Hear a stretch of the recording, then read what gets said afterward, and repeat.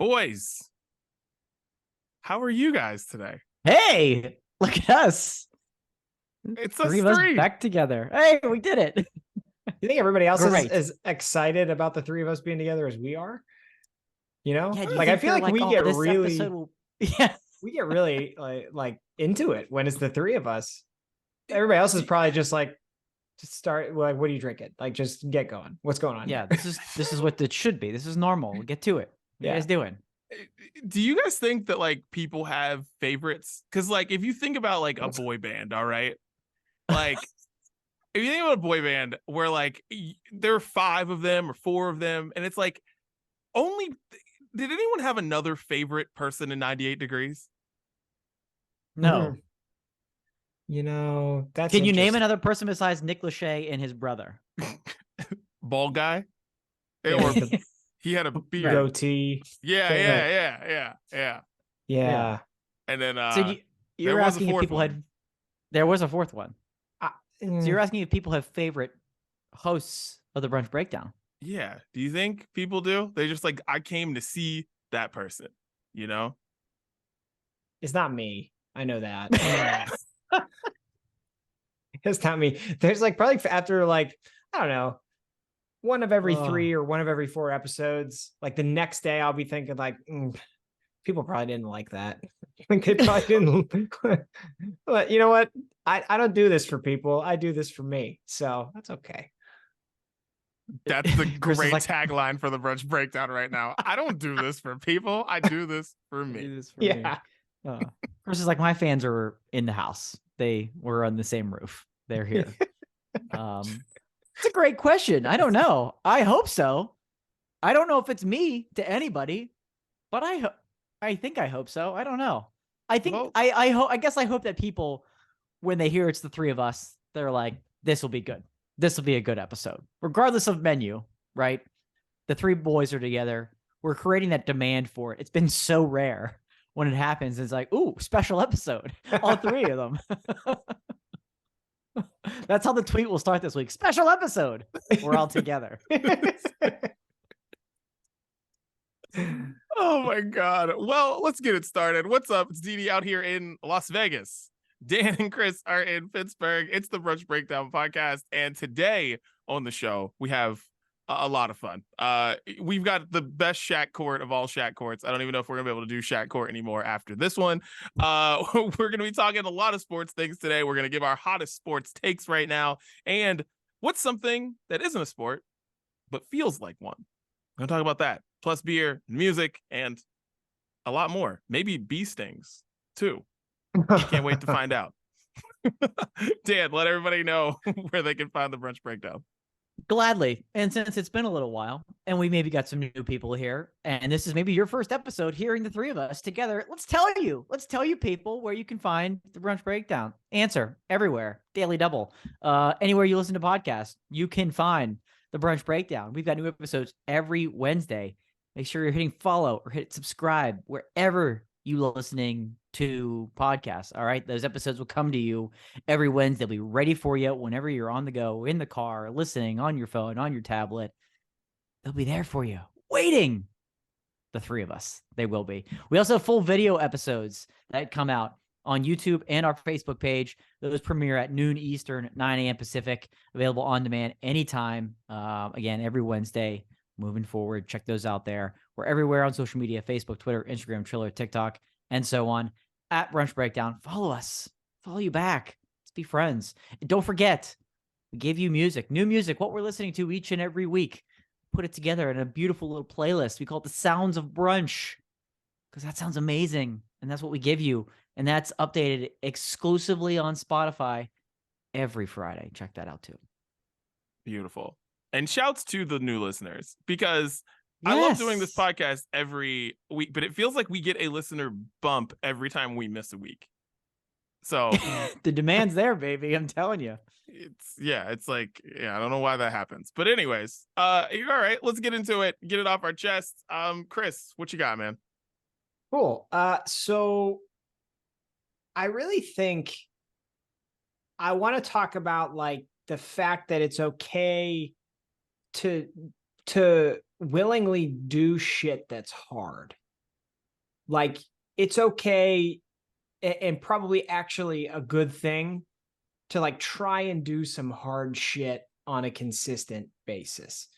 I feel like I see so much stuff with people, and it's mostly on the internet, which is probably the problem, but like people finding reasons to not do hard things, or like if something is out there that you could do and it would be difficult or a challenge, like finding ways to make fun of it or talk down on it, as opposed to like, I don't know, sacking up and like actually trying something out of your comfort zone.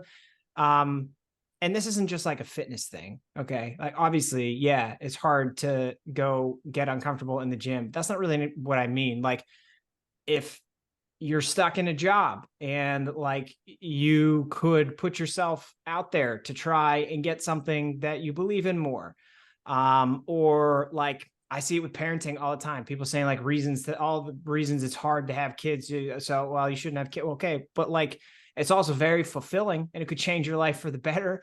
And like shit, even like pets, I think pets are stupid, but it's hard. It would be hard to like get a dog, because you got to take care of the thing.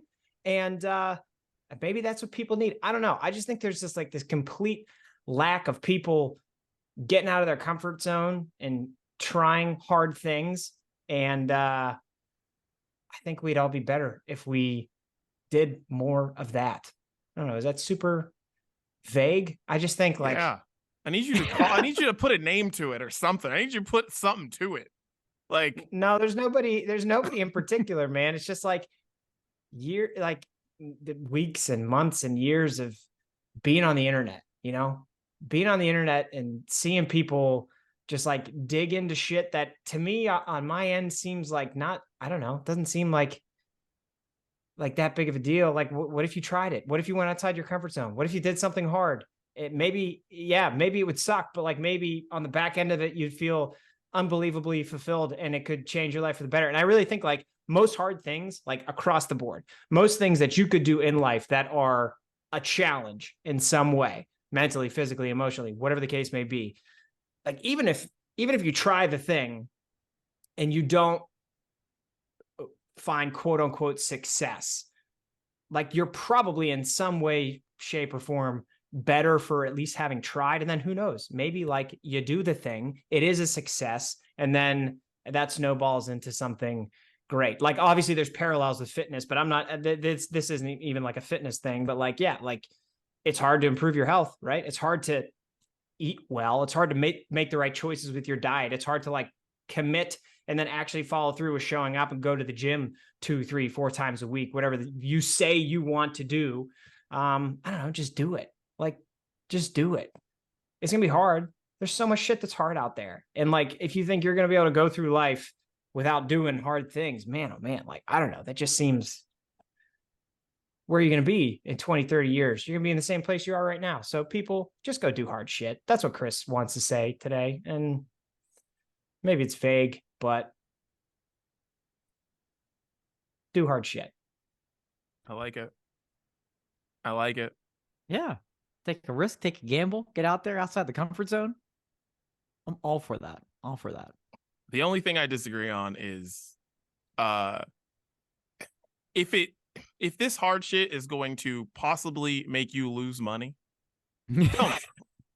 If you're at a certain age, don't do it. Like, I gotta tell you, I was telling this to Siobhan's aunt the other day, because she was like, you guys got somebody, you paid somebody to paint your house? I was like, yeah, because I started to. We looked at it and we're like, don't continue. And I was like, yep, that's probably right. And she was like, well, you can become handy at a later age. I was like, no, you can't.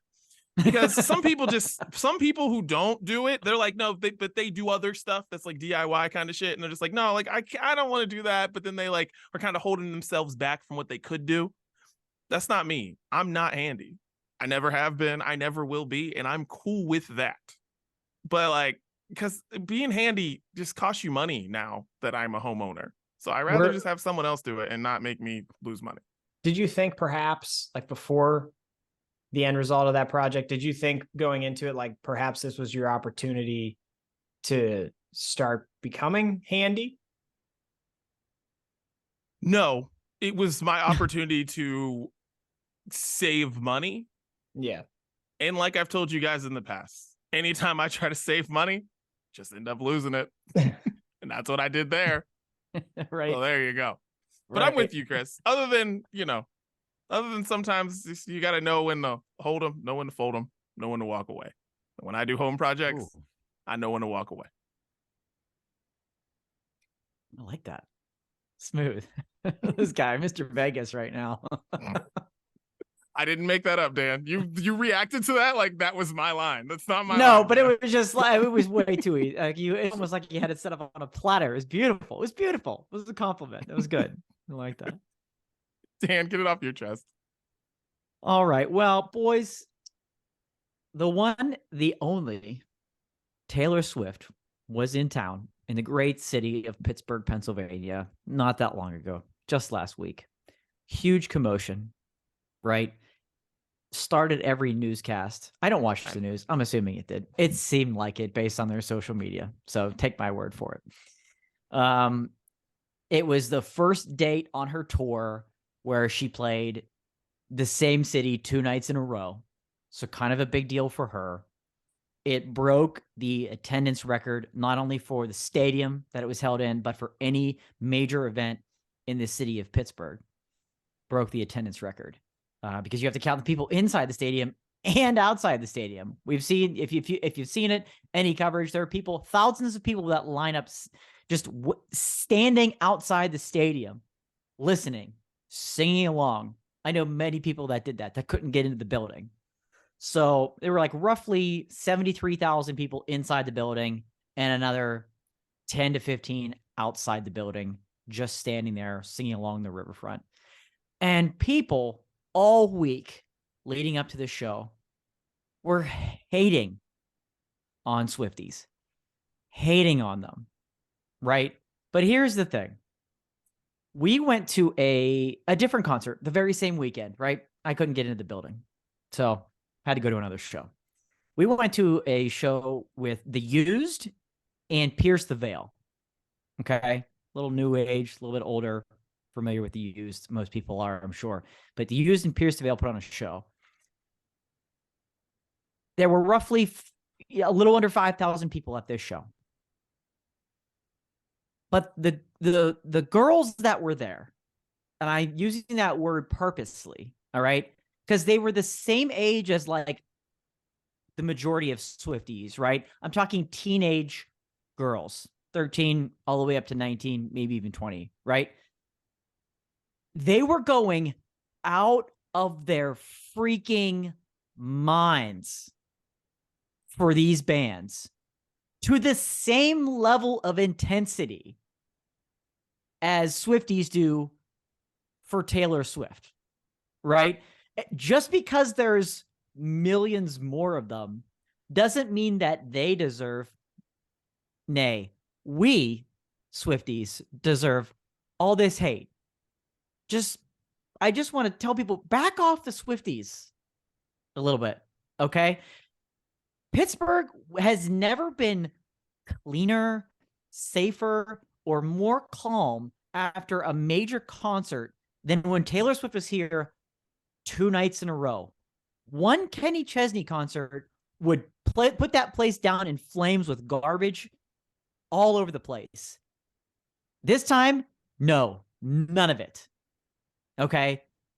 And that's the Swifties, baby. So shouts to the Swifties for being the best. And like, stop all the hate, because people are the same level crazy and intense for other bands. There's just not as many of them. It just comes down to numbers. All right? So just think about that next time you want to hate on the Swifties. That's all I got to say. I like it. I like it because, I mean, it's true. People are crazy for about everybody. Yeah. Like, everybody. And they just hate this fan bait, but it's just because of the number, right? But I was there witnessing. I was there at that show going like, these are the same people. It's the same level of intensity. It's just a different style of music. And they don't get judged for it. And they shouldn't either. Nobody should. Here we are. Dan, I'm on both Dan, sides when of the did fence. when did you and I go to Taylor Swift? It was like 6 or 7 years ago now. 6 years ago. 6 years ago. 1989 tour. Wonderful. Blast. Yeah, that was a great show. Okay, so I went into that kind of like as one of the people who makes fun of the Taylor Swift fans and Taylor Swift herself. And like it's been a long time since then. I didn't know she was coming until she got here. And then I kind of saw some of that, like, oh, I can't believe Taylor Swift, this, that, fans, oh, I can't stand it, whatever. And I was just like, we still doing this? Like, we're still like, that just seems like an old talking point. Like, come on, find something new. She's still around. She's still crushing it. So like, I think she's bona fide and the people that follow her are bona fide. Just like, let it go. Yeah, Yeah, and people can't believe how popular she is, but it's like, you know what pop music stands for? Popular. You know, the thing that I think is funny is that people always like do this and they group it into like young kids. And I'm like, Taylor Swift's been around since 2006. My wife is a Swiftie who is going to the show in August. Like, yeah, Dan, we're all there. I'm just like, she's been around since 2006. Like, it's not just kids. Like, I know Taylor Swift makes a brand of music that is not like alienating any fan base. So yeah, like you can take your 5-year-old to a Taylor Swift show and have no problem whatsoever. It's not gonna be sexy or racy or anything like that. But like, the people paying these tickets are in their 30s or in their 40s, like who've been listening to Taylor Swift forever. So, like, I don't know. The talking points with Taylor, it's like they never change. They just keep going. It's stupid. Never. All right. And I need to get this off my chest. And it's funny because we didn't talk this through, but yeah, mine's Taylor Swift too, but on the opposite end of this. Oh, don't you dare. No. I'm not hating on this. And I don't want people to think that I'm hating. I promise I'm not. Here's what I'm saying. Because the show came to Pittsburgh, so that means my like Facebook timeline, my Instagram timeline are a bunch of parents talking about the Taylor Swift show, whether they had tickets or they wanted tickets or whatever. And I saw some long sob stories about how this is all little Ella wants for her, and it's like this is gonna crush her dreams if she can't get tickets, and we're gonna go stand outside of the stadium and hope that somebody will blah blah blah grant us a miracle. Okay. I understand that Taylor Swift is like one of the biggest things in the world. I get it. And there are other artists like this too. And there have been artists like this in the past, and there will be artists like this in the future. Sometimes you just can't go. Like, take your kids to other shows. Like, there are other concerts to go to. They shouldn't just be putting all their eggs in this one basket. They just shouldn't. And I understand that it's heartbreaking if you're a parent and you want to give your kids this one thing that they really, really want and you can't do it. I get it. But like, you don't need to go to the public and just say all of these things. And it's like, to get tickets to a show, it's like, don't do that. And because if you're doing that, then that means you're telling your daughter that. Then that means she's putting all of her eggs in one basket. I'm like, guys, go to other shows. Go to other concerts. There are millions of other artists. Like, Dan went to every show but Taylor Swift that week, which I thought was hilarious. It's like, because I didn't know if you were protesting I don't know if you were protesting the price of tickets or what, but like, there are just other shows to go to, and there's so many other artists doing the same thing. And I'm just like, guys, like, I get it. You want to go, but sometimes you just can't pay $1,000 to sit in nosebleeds. You can't do it. And so I just want people to just, chill and just like, you're like, all right, I can do this or I can't do this, and take your kids to more shows. So then this one show won't mean the world is ending. Just other shows. Like, and listen, I'm talking to somebody who loves music. You guys all love music too. You get what I'm saying, but it's just like, just don't put all your eggs in this one Taylor Swift or Beyonce or Ed Sheeran, these huge shows that are super expensive. Don't put all your eggs in one basket. Just take your kids to other shows, and they won't be so devastated that they can't go to this one show. Or expose your kids to the Sounds of Brunch playlist so they can find some artists that aren't multi-million, like, come on. How original, Mom. You and your daughter listen to Taylor Swift. Get her listening to The Used, like Dan, okay? Yes. Come on. Let's broaden the musical palette, if you will. To our Pittsburgh-based fans, you've heard us mention Biba Doobie a time or 1,000. She'll be here in August. Get to that show. Yeah. Safe show, great show. Get to that show. Great Also- advice. Great advice by the both of you. Also, I'm always surprised at like how many Facebook posts should just be text messages. Oh God. Oh my goodness, that's a beautiful phrase you just muttered right there. That's incredible. Right there. Just like send it to a person and keep it off the internet, please. Yes. Yeah. Like, why is it that? Like, why do I feel like it's, especially on Facebook, it's like, why? I'm not your, like, we're not friends. Like that. We're not. We're just not. You know what I mean? And like, we know that. But like, why do I feel like I just got into your world and your soul? I don't need that. Like, we're not friends. We see each other, we dab each other up and stuff, you know? But we're not friends. Text your friends. That's a good one. Possibly a topic for the future. Yeah, that's great.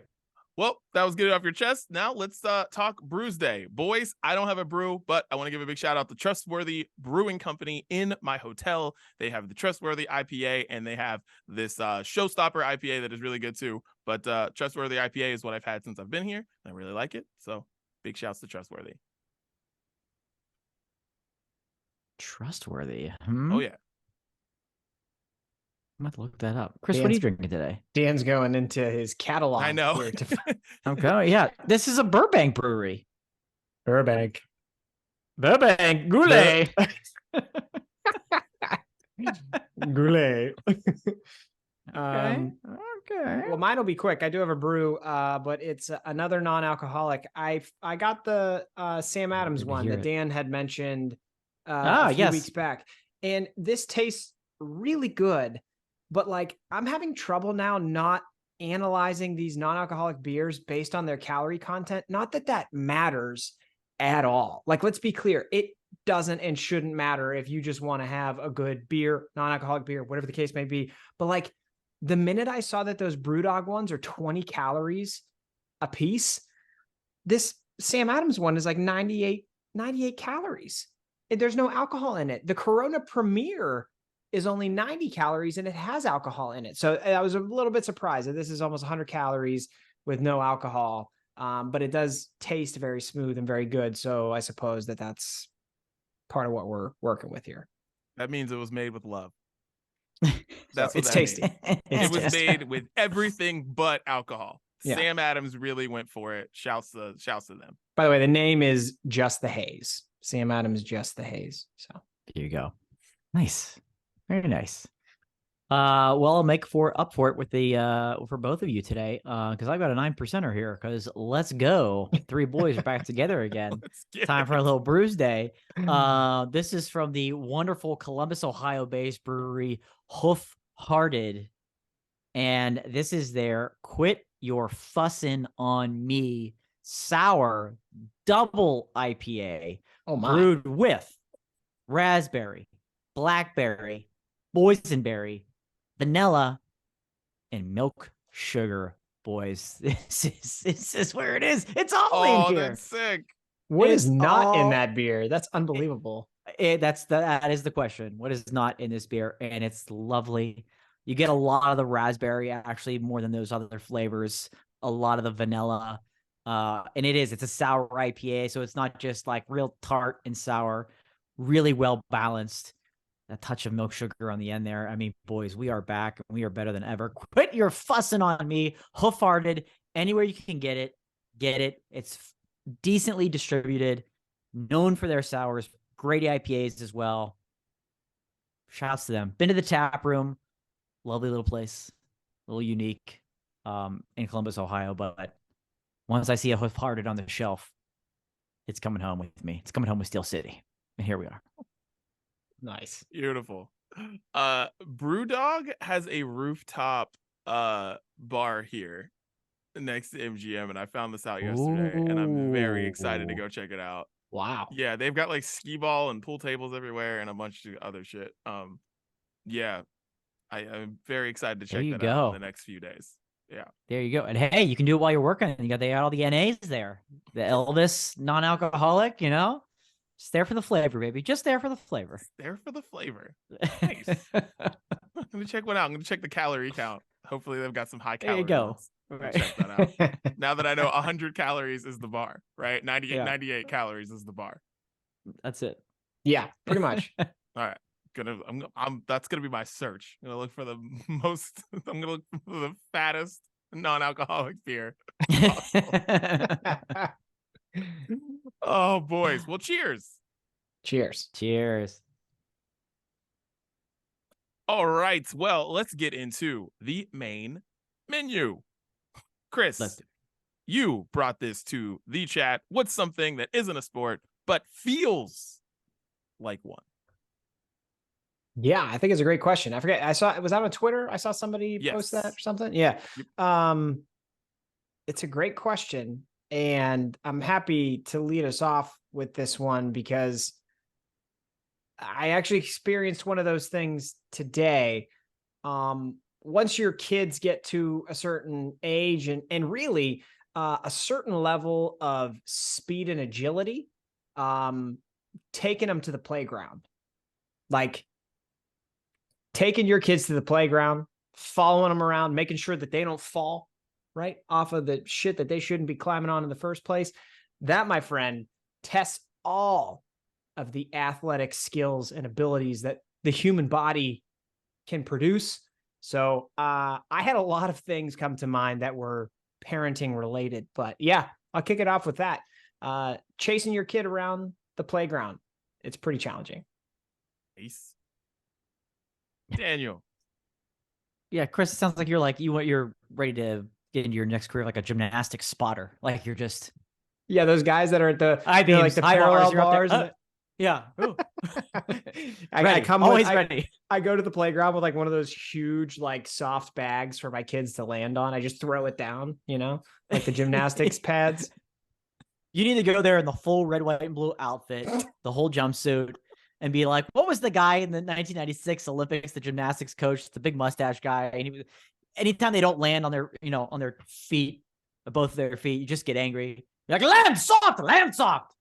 Anyways, I can see it happening. Your next career, you don't have enough going on. The word feels is what really stuck to my mind with this tweet. Don't be afraid to catch feels. It was feels like a sport.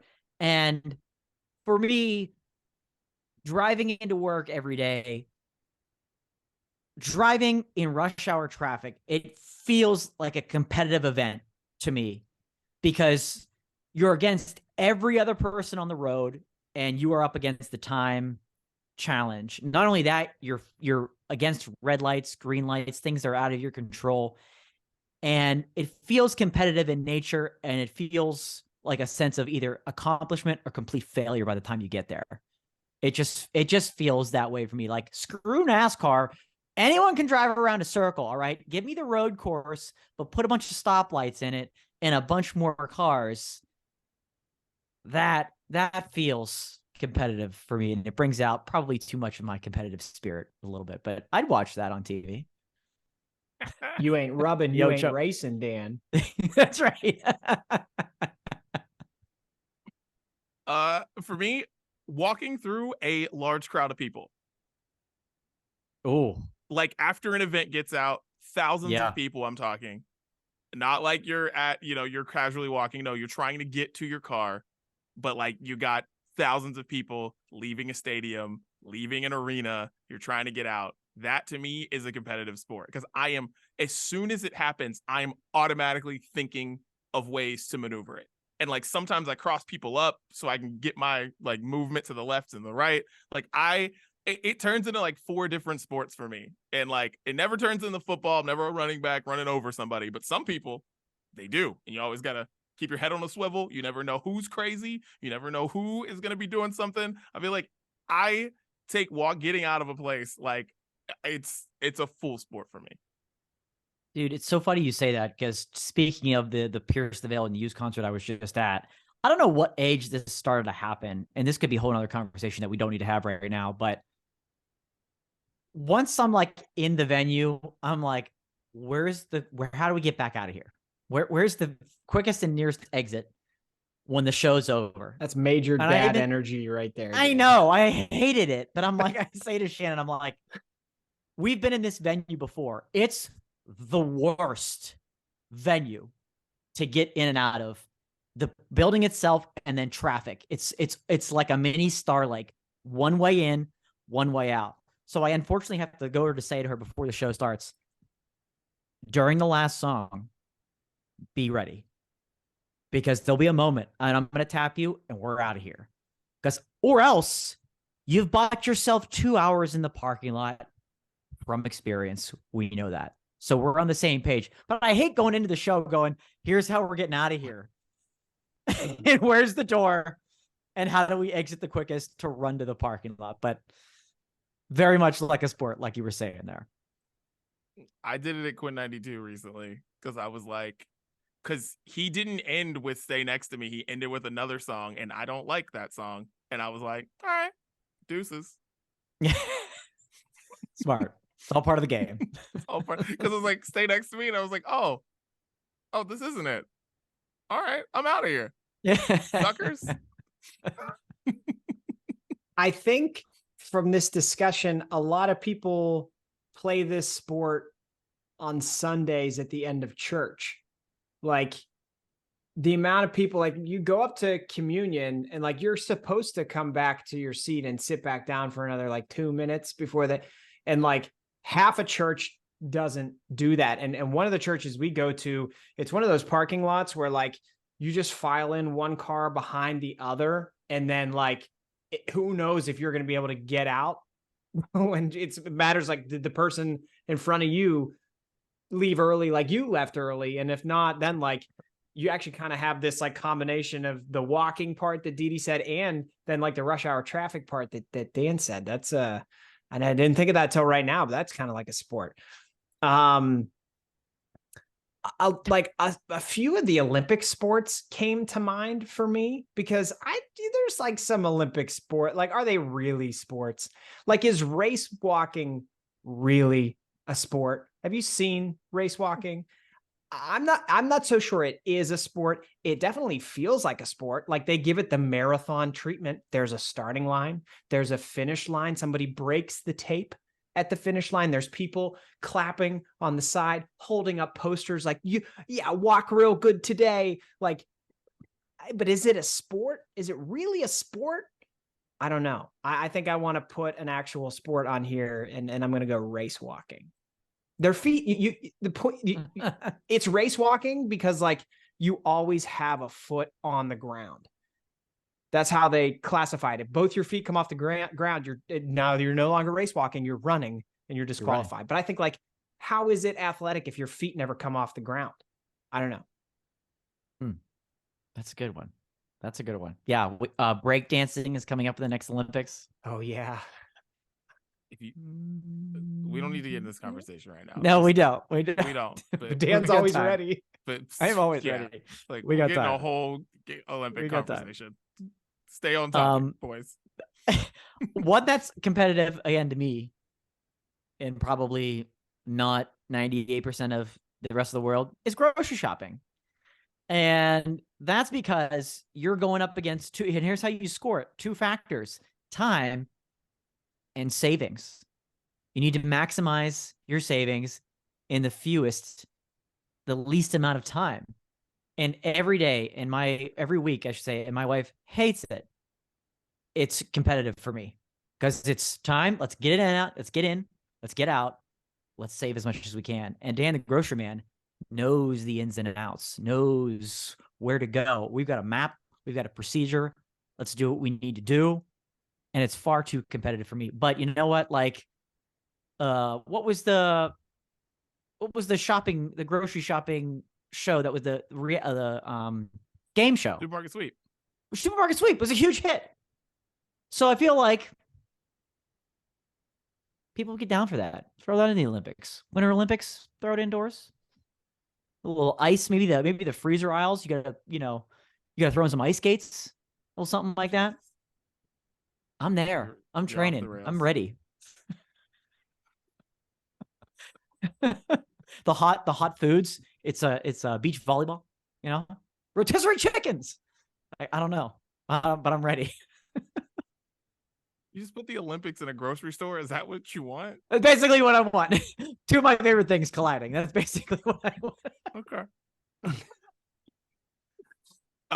Buying tickets for something big on Ticketmaster is feels like a sport to me. Or not on Ticketmaster if you're talking about Coachella or something. But yeah, just the amount of hoops you have to jump through to try to get tickets now. You want your email address and they want your social media info so you can get more situations, and like you're talking to other friends who are like trying to get tickets too, and you're all coordinating and you're making sure it's like, oh, I'm on my phone in my car, but I got this. Oh, because I bought Coachella tickets this year while at Major's dentist appointment. He's getting his teeth cleaned, and I'm like, Pete, got him. But it's literally like a sport now. It's like, so they've made it so hard and so annoying to like get anything when you're just getting something that's like just highly sought after tickets, that like it becomes a sport. You've got 4 laptops open, one's got the internet on, so you don't want the IP addresses to get mixed up. You're like, I feel like that's a sport now. A little man just walking. You're just watching the little man not move, and it's just like running in place. You're like, go! I like it. Anything else? Chris, you got any other ones that are parenting based? Yeah, there. So one that came to infant curls, something like that. My daughter does. She likes curls. Yeah, that's a fun one. No, I think like getting out of the house is an easy one. Just like in general for anything, because it's not. It's gold like medalist. There's an athletic component to it, because you're chasing the kids around to like get them dressed, get their shoes on, like get them to move in the same direction. So that's like athleticism is involved.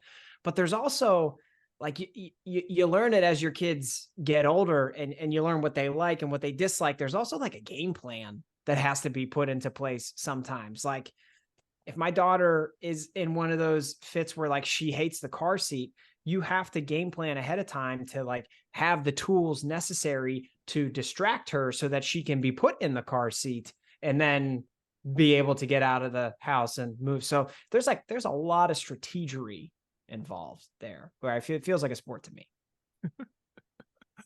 The last one I have, actually I had 2 more. Getting all the groceries in one trip. Oh yeah, I'm trying to do that. That Grocery feels like Olympics. a sport to me. And and also to Chris's point, but mine's on the reverse. It's getting everyone back in the car after you've done something, and that counts the stroller, that counts whatever else you have, and making sure you have everything, folding everything up. And I try to do it as fast as possible, and like, because strollers are great these days, and I just freaking fold them down. I feel like I'm the fastest stroller folder in the world. Like, make that an Olympic sport. I feel like I'm the fastest, period. Don't mess with me. Like, I'm, maybe I have an unfair advantage because I, host a channel of baby videos, but still, just, I'm very good at it. Like, any stroller, just give me 2 seconds with it, fold it. We're done in the car. But yeah, folding strollers feels like a sport. Last one I have is super relatable to the one you guys were just talking about. WWE. Really wish that was more of a sport. I mean, you guys are talking about, folding things up, getting kids in a car. I mean, like suplexes, DDTs, clotheslines, whatever it takes to get the kids in order. You got to do what you got to do. Get them in a WWE ring. Yeah, there's a lot of athleticism, a ton of athleticism that goes into professional wrestling, but naturally, it is not scored and it is all scripted, but there's still very much a sport-like feel to it. So it's a sport to me. It's real to me, damn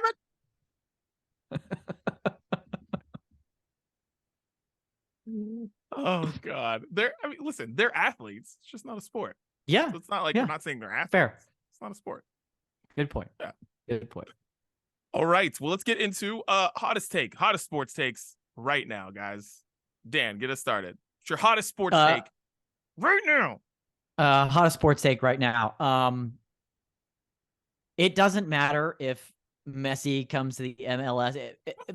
Major League Soccer is always going to be behind golf. It always is. It doesn't matter.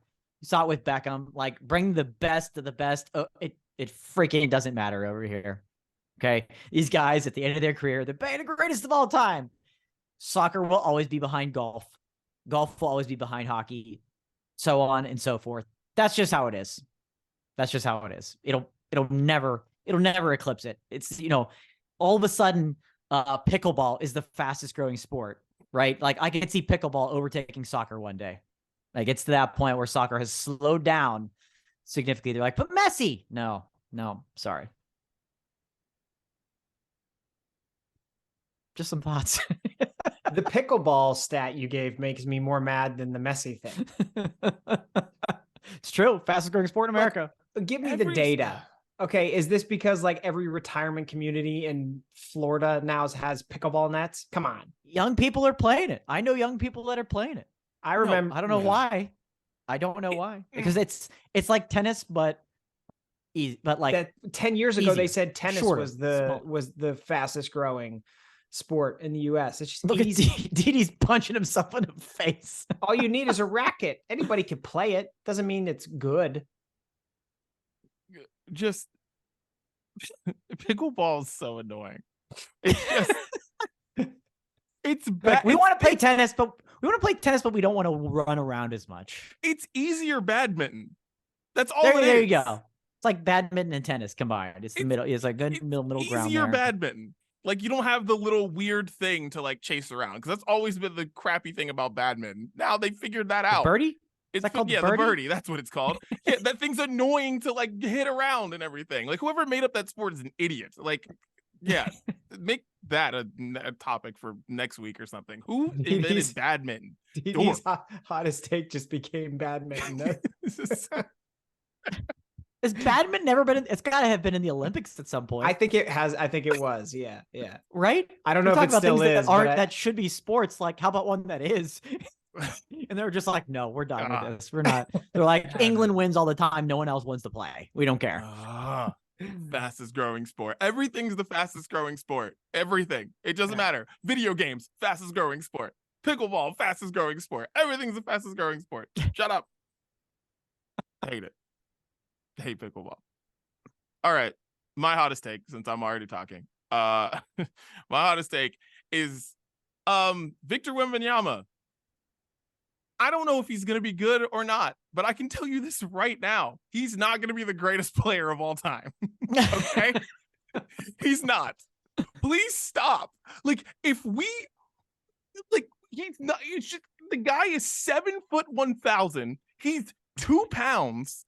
And like, I know he does amazing things, and I hope the best for this kid, but we've seen this before, guys. Like, we've seen tall people just get hurt. We still see tall people get hurt and not be able to play forever. I hope he does great. But here's the other hottest take that goes with this is I feel like there needs to be more conversation about who's going to dunk on him first than if he's going to be great.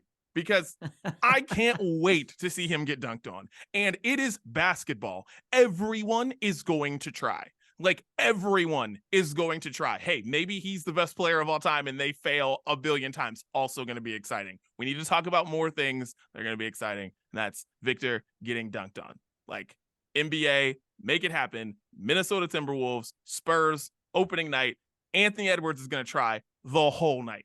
I would make it Memphis Grizzlies, but Ja Morant likes to play with guns, so he won't be there for a while. But when he gets back, Spurs, Grizzlies, must-see TV. So is this guy, I didn't even know who he was, but as you were talking through it, he's a basketball player.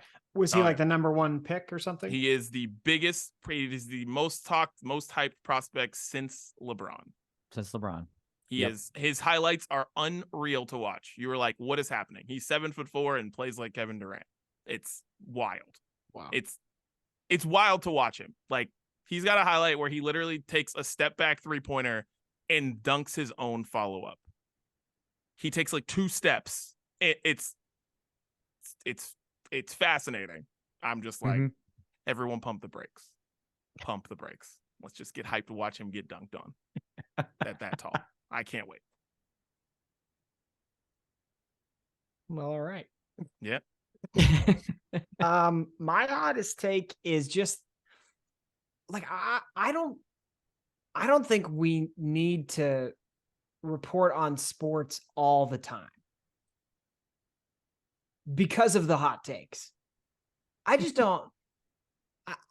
I've seen so many reports about like the amazing accuracy of rookie QBs in optional OTAs this summer. I'm just like, of course, it's practice. They're not playing football, and like, I don't know. There's just like so much stuff that gets reported on that I'm like, is anybody actually asking about this? Is anybody talking about this? Was anybody wondering this on June whatever 2023? I don't know. There's just too much. We're reporting and then like the first take shows with the hot takes, and they feel so forced nowadays, don't they? I feel like those shows were interesting early on, but like they've covered all the same topics so many times that now it just feels like they're forced. They like, well, I gotta say something. So they come, I don't know. I don't think we need 24/7, 365 coverage of every sport. I don't think it's necessary. Agreed. I've said that forever. Yeah. It's awful. Look, there never should, there's no need for 24/7 sports. There's barely any need for 24/7 news. Like, yeah. There's a reason that like CNN turns the international coverage at like 2 a.m. Like, it's like, right. What are we doing here? Like, yeah, no, it's silly. I hear you. And yeah, now, but who we should blame for all this? Baseball. Because you know why you're getting all these OTA reports from rookie QBs? Because baseball's worthless. That's uninteresting. Because it's literally, it's like everybody in sports should just take off for the next month and a half. And like, we get back to football season. It's like basketball's over, hockey's over. All right, take a break. It's true. Because that was my secondary take was like all sports are too long. The seasons are too long and the games are too long. Football, basketball, hockey, golf. We gave baseball credit a couple weeks ago, right? With them like shortening the games, which was a great move. This season is still way too damn long. Way too long. College football, way too long. They're actually taking measures this year to speed up the game of college football. Thank goodness. I love college football. I love professional football. Oh my, like 4 hours though? 4 hours? I don't need that. I don't need that. There's too much stress in a game that I'm watching that I don't need my heart racing for 4 of them. Let's cut it down just a tad. Just all sports are too long. I like watching golf this time of year because nothing else is on. It's too long. It's too long. I need things to go quicker. I need everything to go quicker. I don't know if it's just because I'm getting older and less patient, or like there's more. I want to watch more things, but I can't because everything is taking so long. It's the reasons they take so long for me. Like, it's not like it's action for 4 hours. It's not. Right. It's commercials and replays and all this other shit. And you're just like, that's why I get annoyed with the time. It'd be funny. It'd be cool if it were like a movie where I'm sitting there watching Fast and Furious for freaking 2.5 hours and I'm excited the whole time. But no, like, I'm watching commercials and people in striped shirts. I rewatched the Backyard Brawl the other day, and like the amount of video reviews and then like challenges and timeouts and then like officials huddling together to figure stuff out. Oh, it was just so painful. Long. And then when the teams both throw the ball 40 times a game, it's just too much. Well, those are our sports thoughts right now. Let's get into Shaq Court. Shaq paid a visit to Home Depot because a girl went viral who was extremely pretty and posted a bathroom selfie from her job at Home Depot. And a lot of people were like, yo, Home Depot Bay. And then other people were like, she works at Home Depot. And then other people went back on the Wayback Machine and like found some old tweets of hers, and people were hating on her a lot. So people didn't enjoy that too much. But Shaq was like, hey, man, don't let anybody hate on you. And he shows up at her Home Depot. She's not there, and shot a rap video. And just, it's a full rap and video for Shaq at Home Depot. And I can't think of a better Home Depot commercial than that viral Instagram post from Shaq. This man, like, This man. I don't. How does he have the time? And who is he running these ideas by? It's hilarious and awkward all at the same time.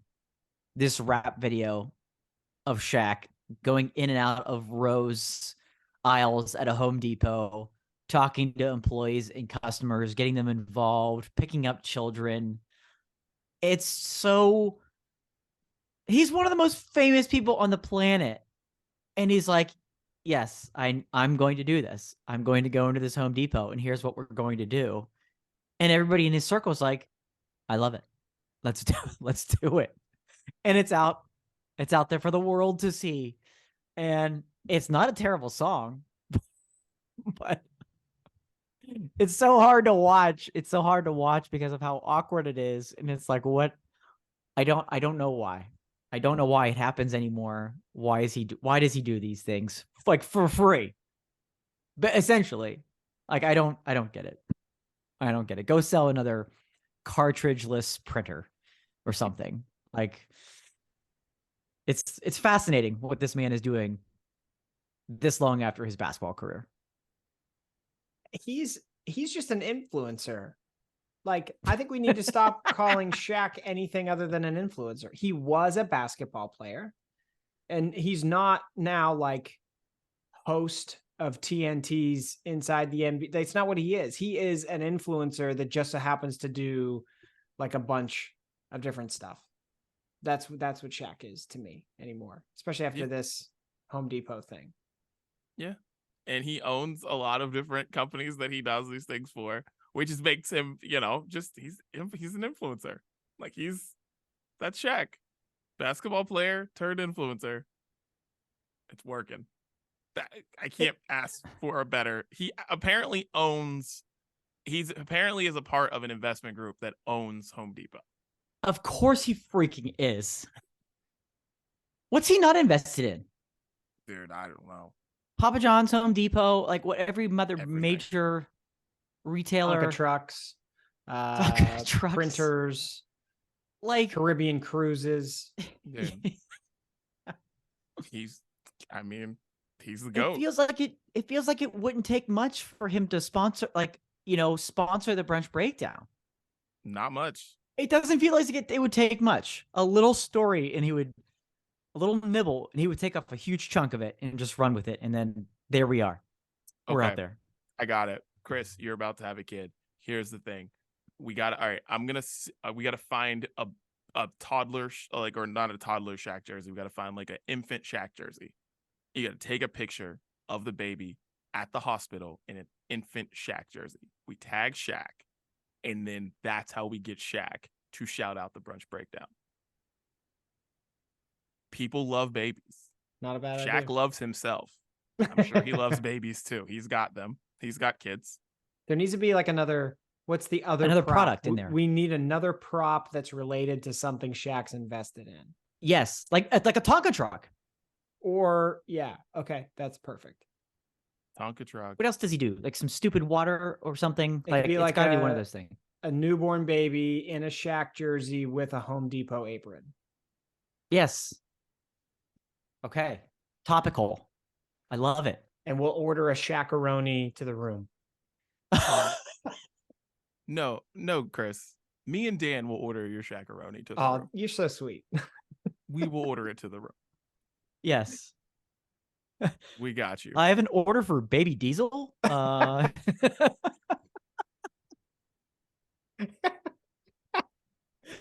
it.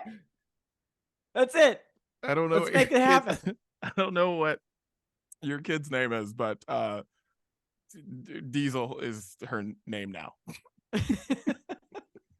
To her uncles. She will and forever be Baby Diesel. Baby Diesel. We hadn't considered Diesel for baby girl number 3, but now we're gonna have we got like 10 weeks left. We're gonna have some serious conversations.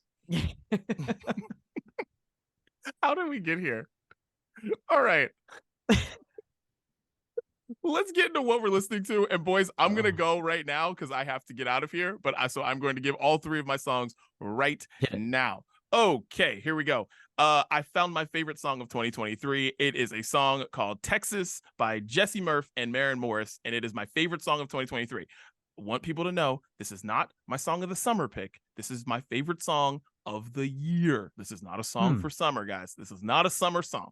This is a hateful breakup anthem, and it's freaking awesome. Shouts to Maren Morris and Jesse Murph. I'm obsessed with this song, big time. All right, Young Thug, Went Through It, incredible song, incredible album. He somehow put this out while in jail. I don't get it. Anyways, Went Through It is freaking fire. And I'm putting another Young Thug song on here because I freaking love Young Thug, and I just, good times. Young Thug, Jamie XX. That's what I'm putting on the playlist this week. So we got 3 songs, 3 different feels, a lot of Young Thug. Boys, this has been fun. In the show without me. I love you. How? We don't know how to, but we'll do our best. We'll do our best. Later, boys. Gotta go dance. We'll start with 3 of us. We're down to, and then there were 2. See, this feels more normal, Dan. Well, I'll give you all 3 of mine. We can just do 3, 3, Sure. 3. We'll do it that way. My first song is an oldie but a goodie. It's from the Suicide Machines. I put them on our playlist a few times before. Their song called Hey. Dan, this is actually applicable for you. Our song, the Skunk 11, I'll Be Ross, You Be Rachel, otherwise known as the hardcore song. Of course. I wrote that song initially because of this song, Hey, from the Suicide Machines. The change in tone and in tempo from the beginning of this song to the end of the song is wild. It just came up on random the other day for me when I was mowing the lawn, and I was like, yeah, this song still has it. So putting that on, that's number 1. Wow. Number 2, Busted, Crash the Wedding 2.0. They put out an updated version of this song. Yes. Let's go Busted. All right, we're getting that on the playlist. And then number 3, Cliff Diver, one of my favorite new ska bands. They put out a song 2 days ago called Fake. Spells fake, Dan. That's what that spells. It does. Put them on the playlist as well. Those are my 3. Interesting. Okay, those are good ones. I'm excited to hear them all. And I did not know that about the I'll Be Ross, You'll Be Rachel, aka the hardcore song. That was the inspiration there. That was one of our most popular songs. Yeah, and 3 seconds into this song, you're gonna totally get it. I promise. You're gonna be like, oh, okay. There we go. I love that. I love that throwback. Okay. Here's the 3 for me. Starting with a band that I probably have never has never made the sounds of brunch. Cold War Kids. Listen, they're a great group. Been around a long time. If you like their sound, you like their stuff. But they released a song last week called Double Life. And a little more upbeat, a little more catchy to this than typical Cold War Kids. All right. They're just usually fine for me. But Double Life gave me a little double life. I like it a lot, and I hope it's kind of a sign of more of the sound that Cold War Kids is going to. I highly doubt it, but it's a great song. Double Life, Cold War Kids. Next one up, a guy that's been featured a lot more recently on these playlists, my boy, Teddy Swims. This dude's voice. People, if you're not on board yet, what are you waiting for? It's soul, it's R&B, colliding. So freaking good. The newest song is called Lose Control.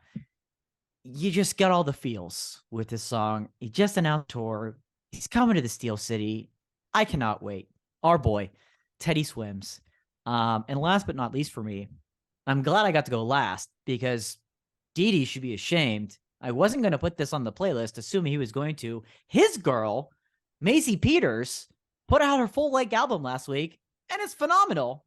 I'll put on the self-titled track. It's called The Good Witch. The album is called The Good Witch. I'll put on the song The Good Witch. The whole album, fantastic, but I'll put that song. But check out the whole thing. He should have done that. He doubled up on Young Thug instead. You know what? That's fine. But he's a busy Vegas man, cutting podcasts short, That's It's whatever. It's okay. Well, We'll give you him a lose sight pass. of your priorities when you go out to Vegas, and clearly he's done that. It's absolutely. We're all guilty of charge of that, but he's out there on assignment. You'd think he'd be a little bit better than that, but Yeah. oh well. Well, I guess this is the part where we say, or I don't know how this ends. I guess we say it's going to be on the playlist and we update it on Friday or whatever. That's normally what Didi says. So whatever Didi says, that's what I meant to say right there. And then any final thoughts? That's the thing I know that Didi says. Dan, do you have any final thoughts? That's the big one. The final thoughts. I don't know. We talked about a lot this week. Olympics in grocery stores, and I think the most important thing coming out of this, though, is that we have the thing that's going to set us over the top to the top of the mountain. Baby Diesel coming your way very soon. Shaquille O'Neal at Shaq.